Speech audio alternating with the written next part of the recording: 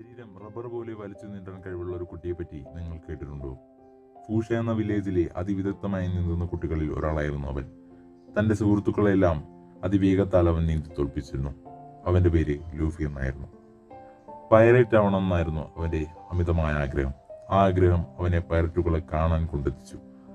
അങ്ങനെ അവൻ പൈററ്റുകളെ കണ്ടുമുട്ടിയിരുന്നത് ഒരു ബാറിലായിരുന്നു.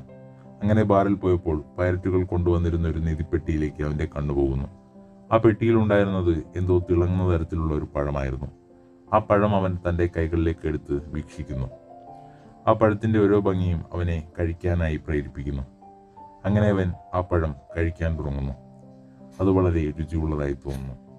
അത് കഴിച്ചതിന് ശേഷം അവൻ എന്തോ മാറ്റം വന്നതായി തോന്നുന്നു. അത് തന്റെ കൈകാലുകളും ശരീരം മറ്റു ഭാഗങ്ങളുമെല്ലാം വളരെയധികം നീളുന്നതായാണ്. ഒരു റബ്ബർ പോലെ അവന്റെ ശരീരം മാറുന്നതായി അവന് തോന്നി. അവൻ കഴിച്ചിരുന്നത് ഒരു ഡെവിൽ ഫ്രൂട്ട് ആയിരുന്നു, ഗം ഗം എന്ന് പേരുള്ള. അതിന്റെ ശക്തി എന്ന് പറയുന്നത് നമ്മുടെ കഴിക്കുന്ന ആളുടെ ശരീരം മുഴുവൻ റബ്ബർ പോലെ വലിച്ചു നീന്താൻ കഴിവുള്ളതായിരുന്നു. ഇത് കഴിക്കുന്ന ഓരോ ആൾക്കാർക്കും നീന്താനുള്ള കഴിവ് നഷ്ടപ്പെടുന്നതായിരിക്കും. ഇതവനെ വല്ലാതെ വേദനിപ്പിച്ചിരുന്നു. താൻ എനിക്കിനി ഒരിക്കലും നീന്താൻ കഴിയില്ലെന്ന സത്യം അവനെ വല്ലാതെ അലട്ടി.